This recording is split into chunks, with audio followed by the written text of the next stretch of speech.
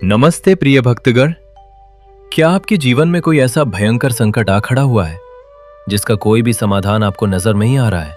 क्या आपके गुप्त शत्रुओं, गंभीर बीमारियों या कर्ज के बोझ ने आपको इस कदर घेर लिया है कि अब आपको ऐसा लगने लगा है कि कोई चमत्कार ही आपको बचा सकता है? प्रिय दर्शक बंधु, जब मनुष्य के अपने सारे प्रयास विफल हो जाते हैं, जब दुनिया के सारे रास्ते पत्थर की तरह बंद हो जाते हैं और हर इंसान साथ छोड़ देता है, तब इस ब्रह्मांड के पालनहार साक्षात भगवान श्री हरि विष्णु अपने भक्तों की रक्षा के लिए आगे आते हैं। आज का ये पावन अवसर कोई साधारण दिन नहीं है। आज हम बैकुंठ के स्वामी नारायण के उस जागृत और दयालु स्वरूप की शरण में जा रहे हैं, जो असंभव को भी पल भर में संभव कर सकते हैं। शास्त्रों और पुराणों में ये अटल सत्य वर्णित है कि जो भी व्यक्ति आज अपना सारा अहंकार और भय त्याग कर पूर्ण श्रद्धा, निर्मल मन और अटूट विश्वास के साथ श्री हरि विष्णु की ये पावन कथा सुनता है, उसके जीवन के सारे कष्ट समाप्त हो जाएंगे और उसके मार्ग में आने वाली हर बाधा हमेशा के लिए नष्ट हो जाएगी। एक पल ठहर कर विचार कीजिए, जो नारायण अपने एक इशारे पर सुदर्शन चक्र से बड़े बड़े असुरों और संकटों का नाश कर सकते हैं, जो गजराज की एक सच्ची पुकार पर नंगे पैर दौड़ चले आते हैं, क्या वे आपके इन सांसारिक संकटों को दूर नहीं कर सकते? अवश्य कर सकते हैं। भगवान विष्णु केवल पालनहार ही नहीं है, वे संकट मोचक भी हैं। जब आप सच्चे हृदय से नारायण को पुकारते हैं, तो उनका सुदर्शन चक्र आपके जीवन के हर उस दुख और शत्रु को काट देता है जो आपकी प्रगति रोक रहा है। शांतकारम भुजगशयनम पद्मनाभम सुरेशम विश्वधारम गगन सदृशम मेघवर्णम शुभांगम लक्ष्मीकांतम कमलनयनम योगिभिर्ध्यानगम्यम वंदे विष्णुम भवभयहरम सर्वलोकैकनाथम। जिनकी आकृति शांत है, जो शेषनाग की शैया पर शयन करते हैं, जिनकी नाभि में कमल है, जो संपूर्ण जगत के आधार हैं, जो संसार के सभी भयों का नाश करते हैं, उन श्री हरि विष्णु को मैं प्रणाम करता हूं। आज की ये कथा केवल सुनने मात्र की कोई कहानी नहीं है। यह आपके जीवन के भयंकर से भयंकर संकटों को सुदर्शन चक्र की भांति काटने और आपके घर में सुख, शांति और नारायण का स्थायी वास कराने की एक अलौकिक महासाधना है। भक्तगण, भगवान श्री हरि की आराधना में पूर्ण समर्पण और आपके अटूट विश्वास की सबसे अधिक आवश्यकता होती है। शास्त्रों का यह स्पष्ट नियम है कि नारायण की इस परम कल्याणकारी कथा को यदि जल्दबाजी में या बीच में अधूरा छोड़ दिया जाए, तो मनुष्य को न केवल इसका पूर्ण पुण्य फल प्राप्त नहीं होता, बल्कि उसके जीवन के संकट भी कभी पूरी तरह नहीं कट पाते। इसलिए आज ये अटल संकल्प ले कि दुनिया की सारी चिंताओं और भय को कुछ देर के लिए भूलकर इस जीवनदायिनी कथा को बिना किसी रुकावट के अंत तक पूरे ध्यान से सुनेंगे। हो सकता है कथा के किसी प्रसंग में छिपा श्री हरि का कोई एक संदेश आपके बरसों पुराने संकटों को आज ही समाप्त कर दे। जो व्यक्ति भगवान विष्णु की महिमा को अपने हृदय में बसाता है, दुनिया की कोई भी नकारात्मक शक्ति उसे पराजित नहीं कर सकती। और यदि आप भी श्री हरि के सच्चे भक्त हैं, तो धर्म और सत्य के इस प्रकाश को जन जन तक फैलाना आपका परम कर्तव्य है। इसलिए इस प्रस्तुति को पूरे भाव से पसंद करें, अपने परिजनों और मित्रों के साथ साझा करें और सनातन धर्म की इस अविरल गंगा से निरंतर जुड़े रहने के लिए आपके अपने चैनल भक्ति स्टेशन की अभी सदस्यता लें। तो आइए अपने मन मंदिर को शुद्ध करें, अपने सभी संकटों को नारायण के चरणों में अर्पित करें और पूरे भाव से ओम नमो भगवते वासुदेवाय और जय श्री हरि का जय घोष करते हुए इस परम पावन कथा की दिव्य यात्रा का शुभारंभ करते हैं। प्राचीन काल की बात है, जहां इंसान ने वर्तमान की शांति को छोड़कर भविष्य की चिंताओं को ही अपना जीवन बना लिया था। वहां व्याकुलपुर नाम का एक अत्यंत अशांत राज्य बसा हुआ था। यहां के राजा ब्रह्मदत्त थे। राजा ब्रह्मदत्त की 3 पुत्रियां थीं। राजा को भविष्य की इतनी भयंकर चिंता सताती थी कि वे रातों को सो नहीं पाते थे। कल क्या होगा? राज्य का क्या होगा? मेरी पुत्रियों का भविष्य कैसा होगा? इन प्रश्नों ने उनके मन को एक भयंकर चक्रव्यूह बना दिया था। अपनी इसी चिंता के कारण राजा ने अपनी तीनों पुत्रियों के जीवन पर इतना कड़ा पहरा लगा दिया कि उनका महल एक कारागार बन गया। राजा के रोंगटे खड़े हो गए। उसकी आंखों से अविरल धारा बहने लगी। वह उसी मार्ग में खड़ा रोने लगा। हे प्रभु, मैंने क्या किया मैंने जीवन भर कांटों को हटाने में जीवन निकाल दिया। मैं सोचता रहा कि यदि यह कांटा हट गया, यह समस्या समाप्त हो गई, तब मैं सुख से बैठूंगा। पर एक कांटा हटता था, 10 और उगाते थे। मैं कांटों से लड़ता लड़ता थक गया और जीवन का फूल कुम्हला गया। आज मुझे समझ आया कि मुझे कांटों से लड़ना नहीं था, मुझे उनके बीच ही फूल की तरह खिलना सीखना था। जैसे कमल की जड़ कीचड़ में होती है, पर कमल कीचड़ से अलग खिलता है, वैसे ही मुझे संसार की कीचड़ में रहकर भी आपके चरणों में खिलना था। राजा ने उसी क्षण अपनी समझ की गहराई में एक और परत देखी। उसे लगा कि जिस शेष नाग पर भगवान लेटे हैं, वह केवल एक नाग नहीं है, वह उसका अपना मन है। उसका मन ही वह शेष नाग है जिस पर उसकी चिंताएं फन उठाए खड़ी हैं। और भगवान विष्णु उसके भीतर विराजमान है, पर वह उन्हें जगा ही नहीं पाया था। वह सोचता था कि मन की इन फनों को काट देना ही मुक्ति है, पर सत्य यह था कि मन की फनों पर सवार होकर विश्राम करना ही सच्ची मुक्ति है। मन को मारना नहीं, मन पर विराजमान होना, यही भगवान विष्णु का अनंत शयन है। और तीसरी पुत्री ने डर के मारे हमेशा के लिए मौन धारण कर लिया। जिन पुत्रियों के भविष्य को सुरक्षित करने के लिए राजा ने अपनी नींद उद्धाई थी, आज उन्हीं पुत्रियों का वर्तमान राजा के हाथों राख हो चुका था। राजा की रातों की नींद हमेशा के लिए छिन गई। वे उस खाली और अंधेरे महल में अपनी परछाई से डरकर पागलों की तरह चीखने लगे। उनके भीतर एक ऐसी भयंकर ग्लानि और पीड़ा भर गई कि उन्हें समझ आ गया कि जो इंसान हर चीज को मुट्ठी में बांधना चाहता है, उसके हाथ से सब कुछ रेत की तरह फिसल जाता है। चिंता कभी भविष्य के दुख को कम नहीं करती, वह केवल आज की शांति को खा जाती है। इस भयंकर घबराहट और रातों की तड़प से केवल वही निकाल सकता है जो प्रलय के भयंकर जल के बीच हजारों विषैले फन वाले शेषनाग की शैया पर भी परम आनंद से मुस्कुराते हुए विश्राम करता है, साक्षात भगवान अनंत शयन नारायण। उस भयंकर घुटन और अनिद्रा, नींद न आने के क्षण में राजा ने अपने आंसुओं से धरती को गीला कर दिया। उन्होंने अपने माथे से वह मुकुट उतार कर फेंक दिया जो असल में उनकी चिंताओं का सबसे भारी पत्थर था। अपने शरीर से राजसी वस्त्रों को उतारकर उन्होंने एक साधारण सा सूती वस्त्र लपेट लिया। अपनी उस भयंकर चिंता और रातों की तड़प को उसी महल में छोड़कर वे अपनी बीमार और मौन पुत्रियों को साथ लेकर नंगे पैर उस अक्षीर सागर के तट की ओर निकल पड़े डद्धे, जहां श्री हरि विष्णु दुनिया के सारे कोलाहल से दूर योग निद्रा में परम विश्राम कर रहे हैं। मार्ग में अपने कांपते हाथों और डबडबाई आंखों से उन्होंने उस अनंत आकाश की ओर देखा और चीखते हुए पुकार लगाई, हे रमापति, मुझे अपनी दूरदर्शिता और अपनी चिंताओं पर बहुत घमंड था ना। देखो, आज मेरी ही उस अत्यधिक सोच ने मेरे घर को श्मशान बना दिया और मेरी पुत्रियों का जीवन निगल लिया। मैं उम्र भर लहरों को रोकने की कोशिश करता रहा और जीवन को जीना ही भूल गया, पर मैंने कभी आपके उस अनंत शयन स्वरूप को नहीं पहचाना जो यह सिखाता है कि सिर के ऊपर कितने भी विषैले फन, समस्याएं क्यों न मंडरा रहे हों, इंसान के भीतर की मुस्कान और विश्राम कभी नहीं छिनना चाहिए। मैं उस कमल नयन के पास अपने इस भयंकर अज्ञान की क्षमा मांगने जा रहा हूं। मैं अपनी इस सारी चिंता को इसी मार्ग की धूल में उद्दा दूंगा और एक ऐसा खाली हाथ सेवक बनकर उन शांत चरणों में गिरूंगा जिसे अब कल की कोई चिंता नहीं, केवल आपके चरणों का विश्राम चाहिए। क्योंकि मैं भली भांति जान चुका हूं कि जब हम भविष्य की सारी चिंता त्याग कर पूर्ण समर्पण से श्री हरि की शरण में जाते हैं, तो जीवन खुशियां की जगह जीवन के सारे कष्ट समाप्त हो जाएंगे। अब उस राजा की यात्रा का वह अविरल प्रवाह सुनिए जो कभी किसी चिंताग्रस्त प्राणी ने नहीं की थी। राजा ब्रह्मदत्त ने अपने नंगे पांवों को उस धरती पर रखा जो अब तक केवल उसके सुनहरे रथ के नीचे कुचली जाती थी। पहला कदम रखते ही उसे लगा मानो उसकी सारी इंद्रियां चीखने लगी हों।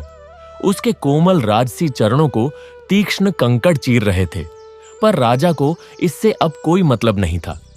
उसने अपने हाथों में अपनी 2 पुत्रियों का हाथ पकड़ रखा था, एक जिसका शरीर मानसिक ज्वर से जल रहा था और दूसरी जिसके होंठ मौन की मोटी दीवार से बंद हो चुके थे।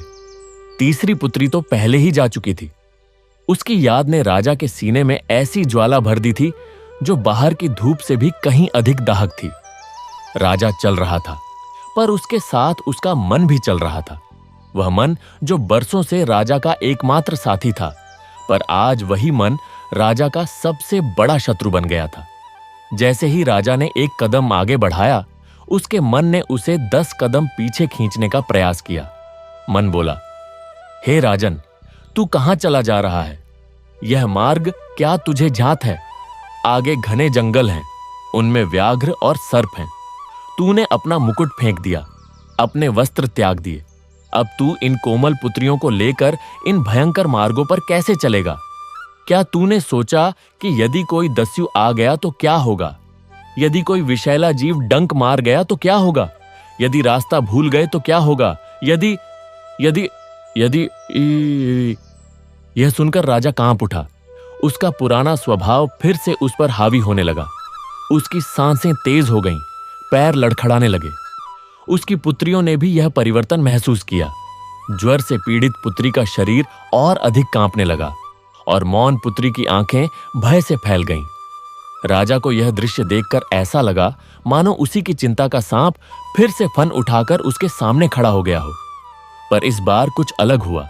राजा ने अपनी आंखें बंद कर लीं और उसके भीतर से एक आवाज उठी। वही आवाज जो उसने उस रात महल में छोड़ी थी जब उसने अपना मुकुट फेंका था। उसने अपने मन से कहा, हे मेरे मन, तू बरसों मुझे इसी भांति डराता रहा। तूने मुझे बताया कि यदि पुत्रियों ने बाहर कदम रखा तो संसार उन्हें खा जाएगा। मैंने तेरी सुनी और परिणाम क्या हुआ? मैंने ही उन्हें खा लिया। मेरी चिंता ने उन्हें खा लिया। आज मैं तेरी नहीं सुनूंगा। आज मैं केवल उस अनंत शयन की सुनूंगा जो इस सारे ब्रह्मांड को बिना किसी चिंता के संभाले हुए है। जो होगा वह नारायण देखेंगे। मैं अब और चिंता नहीं करूंगा। इतना कहकर राजा ने अपनी दोनों पुत्रियों को कसकर अपने हृदय से लगा लिया। उसने उनके कांपते शरीरों को अपने सीने से सटाया और उनके कानों में धीरे से कहा, बेटी, अब डरो मत। अब तुम्हारा पिता वह नहीं रहा जो हर क्षण भविष्य की बातें सोचता था। अब मैं केवल इस क्षण में हूं और इस क्षण में तुम दोनों मेरे साथ हो। बस इतना ही मेरे लिए पर्याप्त है। राजा ने मन ही मन एयुएम नमो भगवते वासुदेवाय का जप शुरू कर दिया। यह जप उसके होंठों पर नहीं, उसकी सांसों पर था। हर श्वास में वासुदेव, हर रेचक में समर्पण। जैसे जैसे वह चलता गया, उसके सीने का वह भयंकर मानसिक तूफान धीरे धीरे पिघलने लगा। वह तूफान जो बरसों से उसके मस्तिष्क में गरज रहा था, जिसने उसकी रातों की नींद हराम कर रखी थी, अब पिघलकर आंसुओं के रूप में उसके गालों पर बहने लगा। वह रो रहा था, पर यह रोना दुहक का नहीं था। यह उस विश्राम का पहला स्पर्श था जो उसने बरसों में महसूस किया था। रास्ता कठिन था। तपती धूप में नंगे पैर चलना, कंकड़ों का चुभना, प्यास, भूख, थकान, सब कुछ था। पर राजा को अब यह सब किसी तपस्या की भांति लगने लगा था। वह सोचने लगा, हे नारायण, यह कंकड़ जो मेरे पैरों को चीर रहे हैं, यह भी तो तेरी ही सृष्टि है। मैंने अपने महल में मखमली गद्दे बिछाए थे, पर वहां मेरी आत्मा सदा चीरती रहती थी। आज ये कंकड़ मेरे पैर चीर रहे हैं, पर मेरी आत्मा को अद्भुत शांति मिल रही है। यह कैसी लीला है तेरी। तीसरे दिन की संध्या थी। आकाश में काले घने बादल इकट्ठे हो गए। राजा ने देखा कि एक भयंकर आंधी आने वाली है। पहले वह घबराता, वह दौड़ता, वह किसी आश्रय की खोज करता, वह भविष्य की सैकड़ों विपदाएं गिनने लगता। पर इस बार उसने कुछ और ही किया। उसने अपनी दोनों पुत्रियों को देखा, फिर उस आकाश की ओर देखा और फिर धीरे से एक वृक्ष के नीचे बैठ गया। उसने अपनी पुत्रियों को अपने आंचल में समेट लिया, उनके सिर अपने सीने से लगा लिए और कहा, देखो, प्रकृति की यह आंधी है। यह आएगी, गरजेगी, बरसेगी और फिर चली जाएगी। हमें इससे लड़ना नहीं, बस ठहरना है। जैसे यह वृक्ष ठहरा है, वैसे ही हम ठहरेंगे, क्योंकि हम जानते हैं कि इस आंधी के पार भी वही हैं जो इस वृक्ष के पार भी हैं, सर्वव्यापी नारायण। और फिर वह आंधी आई, भयंकर आंधी। पेड़ झुक गए, धूल उड़ गई, आकाश फट पड़ा। राजा की पुत्रियां डर से कांपने लगीं, पर राजा ने उन्हें और कसकर भींच लिया। उसने अपनी आंखें बंद कर लीं और उसके होठों पर केवल एक ही नाम था, Hari M, Hari M, Hari M. वह आंधी में खड़ा था, पर उसके भीतर का आंधी थम चुका था। वह बरसों से अपने भीतर की आंधी से भाग रहा था। आज बाहर की आंधी ने उसे ठहरना सिखा दिया। आंधी गुजर गई, वर्षा थम गई और आकाश में फिर से सूर्य प्रकट हो गया। राजा ने अपनी पुत्रियों को देखा। उनके चेहरे पर अब वह भय नहीं था जो पहले था। ज्वर से पीड़ित पुत्री की आंखों में कुछ शांति थी और मौन पुत्री ने राजा की ओर देखकर पहली बार एक हल्की सी मुस्कान दी।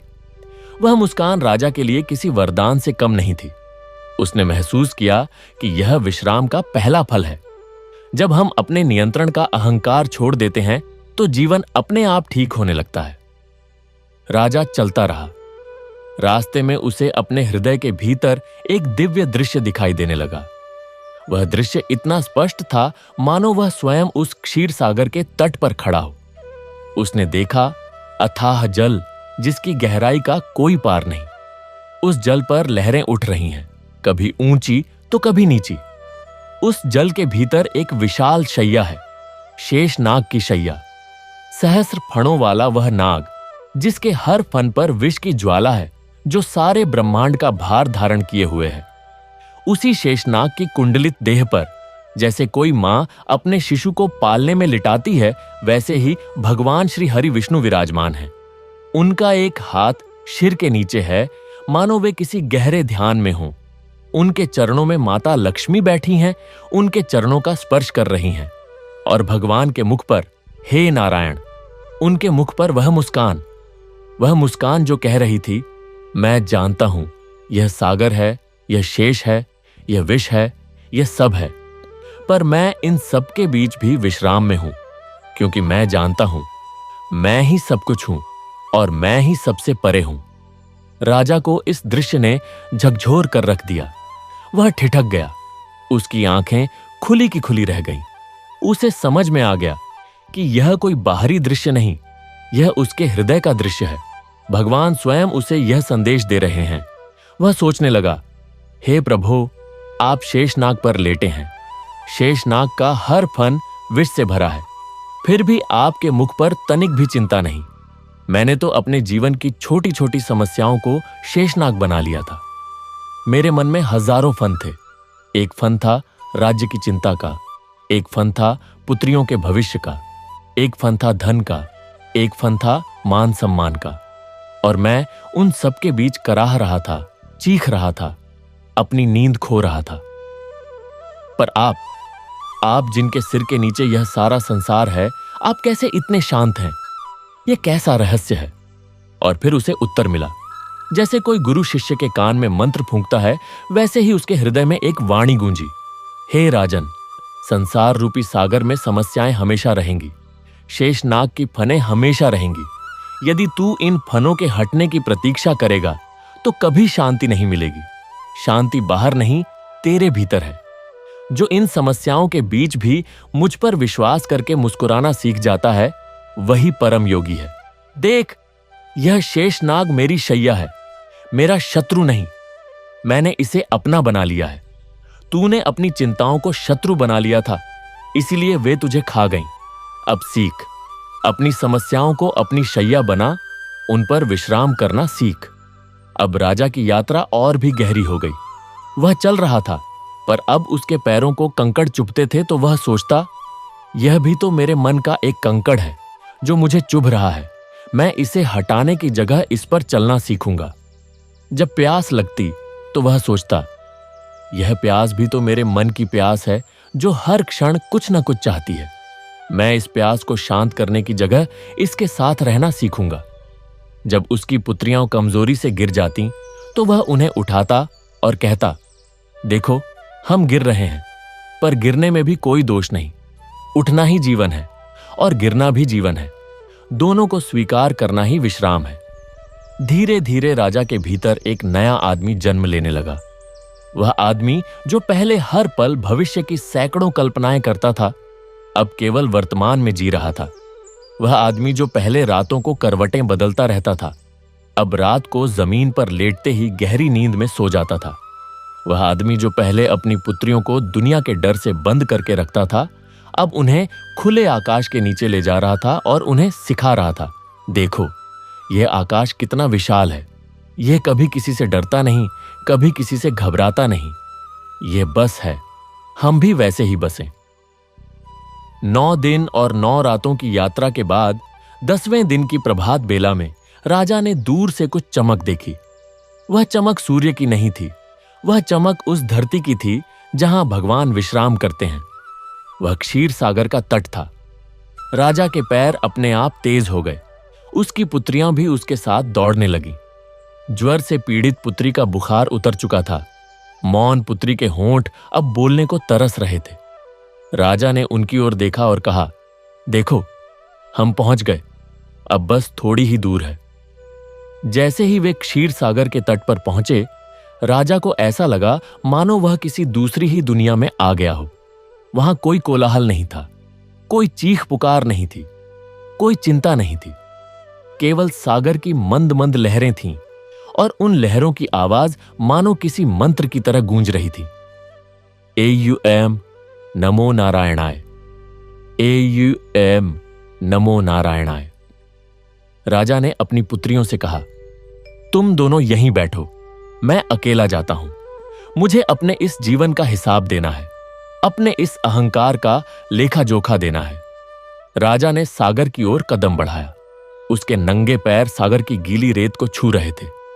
हर कदम पर उसे लग रहा था मानो वह अपने जीवन के हर उस क्षण को छोड़ रहा है जहां उसने चिंता की थी, जहां उसने घबराहट की थी, जहां उसने नियंत्रण का अहंकार दिखाया था। जब वह सागर के जल में खड़ा हुआ तो उसने अपने हाथ ऊपर उठाए और पुकारा, हे अनंत शयन, हे क्षीर सागरवासी, हे शेषशायी, मैं आ गया हूं। मैं वही मूर्ख राजा हूं जो अपनी चिंताओं के कारण अपनी नींद खो बैठा था, अपनी पुत्रियों को खो बैठा था, अपना जीवन खो बैठा था। मैं आपके पास आया हूं, पर खाली हाथ आया हूं।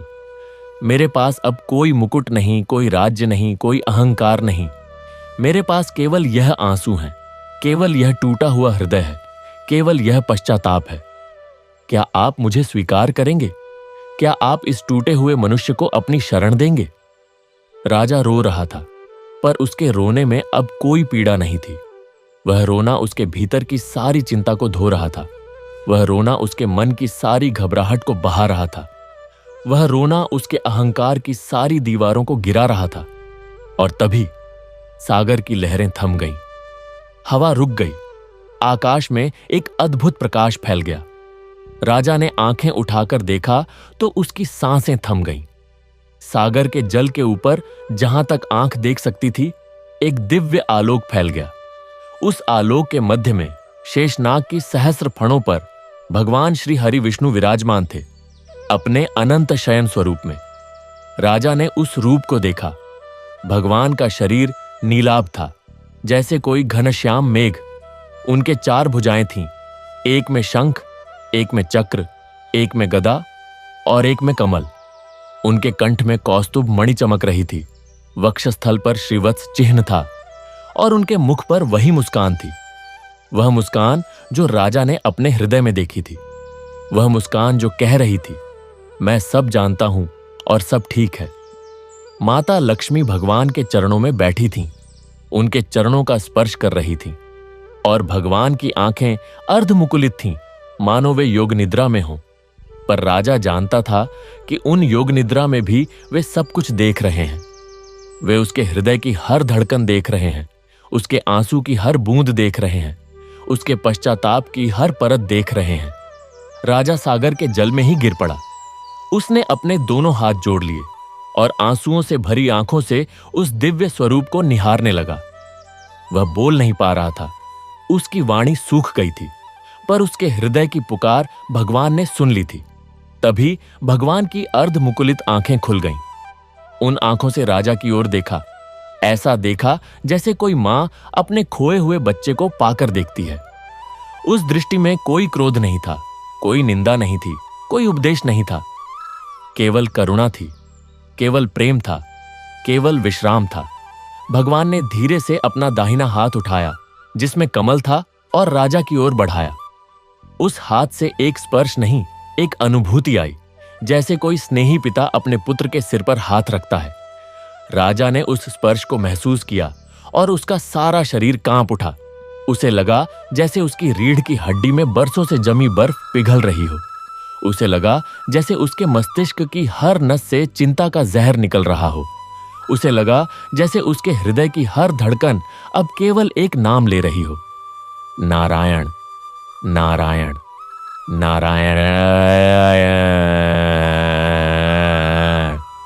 भगवान ने मुस्कुराते हुए कहा, हे राजन, उठो, अब इस जल में नहीं गिरो, अब मेरे इस विश्राम में गिरो। राजा ने आंखें उठाईं। भगवान की वाणी इतनी मधुर थी, इतनी शांत थी, इतनी गहरी थी कि उसे लगा मानो सारा ब्रह्मांड उसी वाणी में समा गया हो। भगवान ने कहना शुरू किया, हे राजन, तूने मुझे पुकारा, मैं आ गया, पर तू यह मत समझ कि मैं आज ही आया हूं। मैं तो सदा तेरे साथ था, तेरे भीतर था, तेरे हर श्वास में था, पर तूने मुझे देखा नहीं, क्योंकि तू अपनी चिंताओं को देखता रहा। तूने मुझे सुना नहीं, क्योंकि तू अपनी घबराहट की चीख सुनता रहा। तूने मुझे अनुभव नहीं किया, क्योंकि तू अपने नियंत्रण के अहंकार में जकड़ा रहा। देख, मैं यहां शेषनाग पर लेटा हूं। यह शेषनाग क्या है? यह तो तेरा अपना मन है। इस मन के हजारों फन हैं, चिंता के, घबराहट के, डर के, अहंकार के। पर मैं इन फनों से डरता नहीं, मैं इन फनों पर सवार होकर विश्राम करता हूं। यही मेरी शिक्षा है। मन की फनों से मत डर, उन पर विश्राम करना सीख। तूने जीवन भर सोचा कि यदि चिंताएं समाप्त हो जाएं, तब विश्राम मिलेगा। पर मैं कहता हूं, विश्राम करना सीख ले, चिंताएं अपने आप समाप्त हो जाएंगी। जैसे सागर की लहरें मुझे विचलित नहीं करती, वैसे ही जीवन की लहरें तुझे विचलित न करें। जैसे शेषनाग का विष मुझे बांध नहीं सकता, वैसे ही संसार का कोई विष तुझे बांध ना सके। तू अपने कमजोर हाथों से पूरी सृष्टि का भार उठाना चाहता था। जो भविष्य मेरे हाथों में है, तू उसकी चिंता करके खुद को जला रहा था। चिंता चिता के समान है। मैंने यह संसार तुझे नियंत्रण करने के लिए नहीं, बल्कि विश्वास के साथ जीने के लिए दिया था। पर जिसने अपने मस्तिष्क का सारा बोझ उतारकर मेरे इन चरणों में सौंप दिया, मैं उसकी आत्मा को ऐसा विश्राम देता हूं जिसे दुनिया का कोई तूफान नहीं तोड़ सकता। भगवान ने अपना हाथ और बढ़ाया और राजा के माथे का स्पर्श किया। उस स्पर्श मात्र से राजा के माथे की सारी चिंता रेखाएं मिट गईं। उस स्पर्श ने उसके मस्तिष्क की सारी उलझनों को सुलझा दिया। उस स्पर्श ने उसकी रातों की अनिद्रा को सदा के लिए समाप्त कर दिया। भगवान ने कहा, अब जा, अपनी पुत्रियों को बुला, मैं उन्हें भी अपना आशीर्वाद दूंगा। राजा ने पीछे मुड़कर देखा। उसकी दोनों पुत्रियां तट पर खड़ी थीं। उन्होंने यह दिव्य दृश्य देखा था और उनकी आंखें भी आंसुओं से भरी थीं। राजा ने उन्हें बुलाया और वे दोनों सागर के जल में दौड़ती हुई आईं। जैसे ही वे भगवान के समीप पहुंची, भगवान ने उनकी ओर देखा। उनकी दृष्टि पड़ते ही ज्वर से पीड़ित पुत्री के शरीर की सारी ज्वाला शांत हो गई। उसके गालों पर जो लालिमा थी, वह अब सुंदरता की लालिमा में बदल गई। उसकी आंखों में जो भय था, वह अब विश्वास की चमक में बदल गया। और मौन पुत्री, भगवान ने उसकी ओर देखा और उसके होंठ खुल गए। उसने बरसों बाद पहली बार आवाज निकाली। वह आवाज थी, हरि एयुएम। यह सुनकर राजा फूट फूट कर रो पड़ा। उसने भगवान के चरणों में गिरकर कहा, हे प्रभु, आपने मेरी पुत्रियों को लौटा दिया। जो मैंने अपनी चिंता से खो दिया था, वह आपने अपनी कृपा से लौटा दिया। भगवान ने कहा, राजन, मैंने कुछ नहीं किया, तूने स्वयं किया। तूने जब अपनी चिंता त्यागी, तब मैं तुझ में प्रकट हुआ। तूने जब अपनी घबराहट छोड़ी, तब मैंने तुझे विश्राम दिया। तूने जब नियंत्रण का अहंकार छोड़ा, तब मैंने तुझे अपने हाथों में ले लिया। देख, यह तेरी पुत्रियां अब ठीक हैं, पर यह मेरी कृपा से नहीं, तेरे समर्पण से हुआ है। जब तूने उनके भविष्य की चिंता मुझे सौंप दी, तब मैंने उनके वर्तमान को संभाल लिया। राजा ने पूछा, हे प्रभु, अब मैं क्या करूं? मैं कहां जाऊं? मेरा राज्य, मेरा महल, मेरा वैभव सब मैंने छोड़ दिया। अब मैं केवल आपका सेवक हूं। भगवान मुस्कुराए। उनकी मुस्कान में सारा ब्रह्मांड समा गया। उन्होंने कहा, राजन, तू अपने राज्य को लौट जा, पर अब राजा बनकर नहीं, मेरा सेवक बनकर। तू अपने महल को लौट जा, पर अब वह महल तेरा कारागार नहीं, मेरा मंदिर होगा। तू अपनी प्रजा के बीच जा, पर अब उन्हें चिंता नहीं, विश्राम देना। तू अपनी पुत्रियों के साथ रह, पर अब उनके भविष्य की चिंता न कर, उनके वर्तमान का आनंद लेना सीख। याद रख, जो इंसान मेरी इस अनंत शयन की शरण में आ जाता है, उसकी सारी चिंताएं मैं अपने हाथों में ले लेता हूं। वह सो सकता है क्योंकि मैं जाग रहा हूं। वह विश्राम कर सकता है क्योंकि मैं उसके लिए कर्म कर रहा हूं। वह अपने जीवन का भार मुझ पर डाल सकता है क्योंकि मैं वह भार उठाने के लिए सदा तैयार हूं। और सबसे बड़ा रहस्य तुझे बताता हूं, यह जो शेषनाग पर मेरा विश्राम है, यह कोई बाहरी दृश्य नहीं है। यह तो तेरे अपने हृदय का दृश्य है। तू भी इसी विश्राम में बैठ सकता है। तू भी अपने मन के शेषनाग पर सवार हो सकता है। तू भी चिंताओं की लहरों के बीच मुस्कुरा सकता है। बस तुझे एक ही काम करना है, अपना सारा भार मुझ पर डाल देना, अपनी सारी चिंताएं मुझे सौंप देना, अपनी सारी घबराहट मुझ में विलीन कर देना, अपने नियंत्रण का सारा अहंकार मेरे चरणों में रख देना, और फिर देखना कैसे मैं तुझे वह विश्राम देता हूं जिसे कोई छीन नहीं सकता। राजा ने भगवान के चरणों में अपना सिर रख दिया। उसने कहा, हे प्रभु, अब मैं जान गया। अब मैं कभी चिंता नहीं करूंगा। अब मैं कभी घबराऊंगा नहीं। अब मैं कभी किसी चीज को अपनी मुट्ठी में बांधने की कोशिश नहीं करूंगा, क्योंकि मैं जान गया कि जब मैं सब कुछ आपको सौंप देता हूं, तब सब कुछ मुझे मिल जाता है। जब मैं अपनी चिंताओं को छोड़ देता हूं, तब आपकी शांति मुझ में आ जाती है। भगवान ने राजा को आशीर्वाद दिया और फिर उनकी आंखें धीरे धीरे मुकुलित होने लगीं। वह दिव्य आलोक धीरे धीरे समा गया। सागर की लहरें फिर से चलने लगीं, हवा फिर से बहने लगी और भगवान अपनी उसी योग निद्रा में विलीन हो गए। अनंत शयन में, शेषनाग पर, क्षीर सागर के जल पर। राजा उसी सागर के तट पर बैठा रहा। उसकी पुत्रियां उसके पास बैठी थीं। उनके चेहरे पर अब वह भय नहीं था, वह घबराहट नहीं थी, वह रोग नहीं था। उनके चेहरे पर वही शांति थी, वही विश्राम था जो उनके पिता के चेहरे पर था। राजा ने उसी रात क्षीर सागर के तट पर विश्राम किया। उसने अपने सिर के नीचे एक पत्थर रखा, अपनी पुत्रियों को अपने आंचल में समेटा और आंखें बंद कर लीं। बरसों बाद उसकी आंखों को नींद आई, पर यह कोई साधारण नींद नहीं थी। यह वह नींद थी जिसमें शरीर सोता है पर आत्मा जागती है। यह वह नींद थी जिसमें चिंताएं नहीं होती, केवल विश्राम होता है। यह वह नींद थी जिसमें इंसान भगवान के अनंत शयन का अनुभव करता है। राजा ने सपने में देखा, वह स्वयं शेषनाग पर लेटा है। उसके सिर के नीचे भगवान का हाथ है और उसके चरणों में माता लक्ष्मी बैठी हैं। उसकी चिंताएं सागर की लहरों में बह गई हैं। उसकी घबराहट हवा में उड़ गई है। उसका अहंकार धरती में मिल गया है। वह केवल विश्राम है, केवल शांति है, केवल आनंद है। जब राजा की आंख खुली तो प्रभात का सूर्य क्षीर सागर पर सुनहरी किरणें बिखेर रहा था।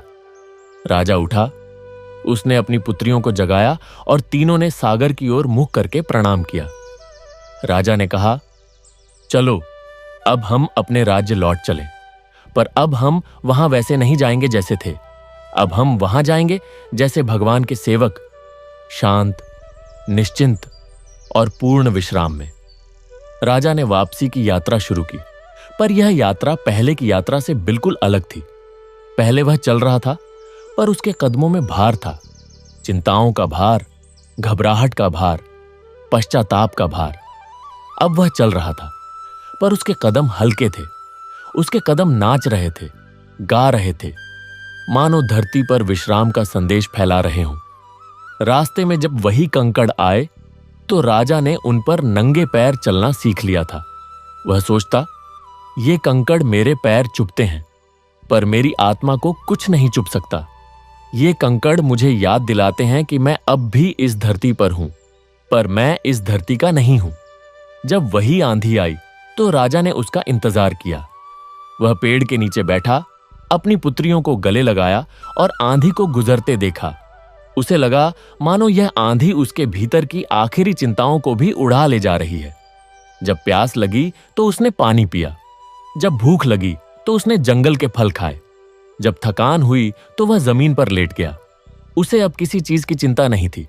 वह जान गया था कि जो होगा वह नारायण देखेंगे, और यही वह परम रहस्य था जो उसने सीखा था।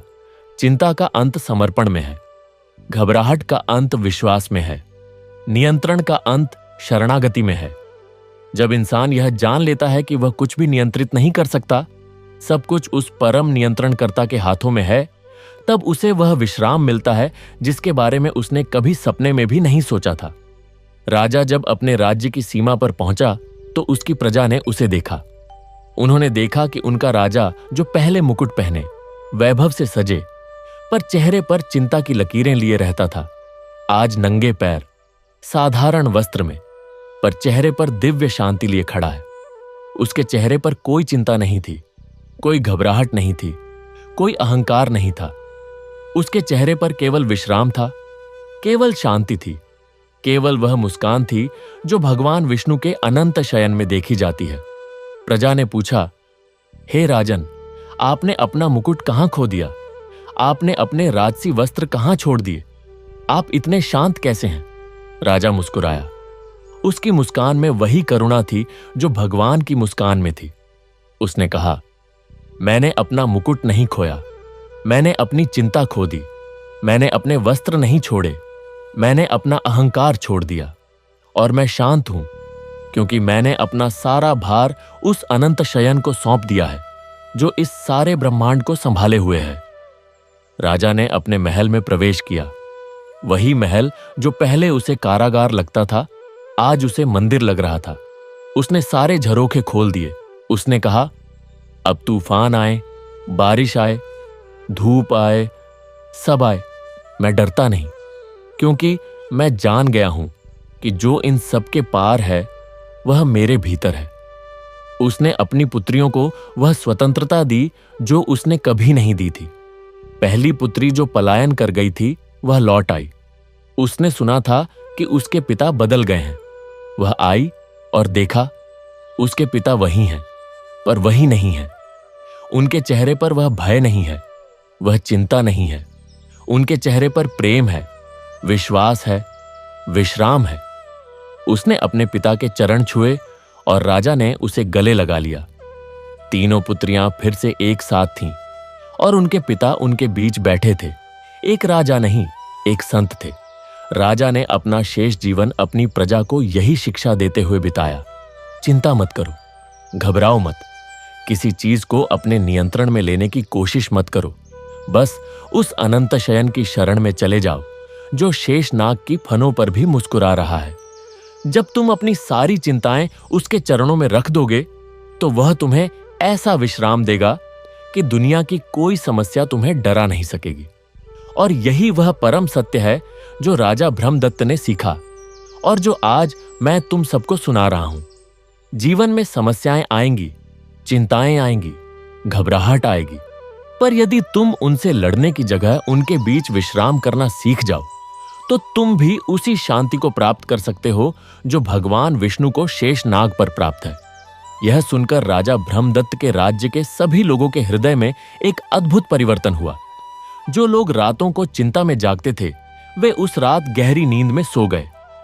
जो लोग हर बात की घबराहट में जी रहे थे उनकी घबराहट समाप्त हो गई, सौ हो गई। जो लोग अपने जीवन को नियंत्रित करने के अहंकार में पागल हो रहे थे उन्होंने वह अहंकार त्याग दिया और सभी ने उस अनंत शयन की शरण ली, जिसकी शरण में जाने पर जीवन की सारी चिंताएं, सारी घबराहटें, सारे अहंकार समाप्त हो जाते हैं और केवल परम शांति, परम विश्राम, परम आनंद रह जाता है।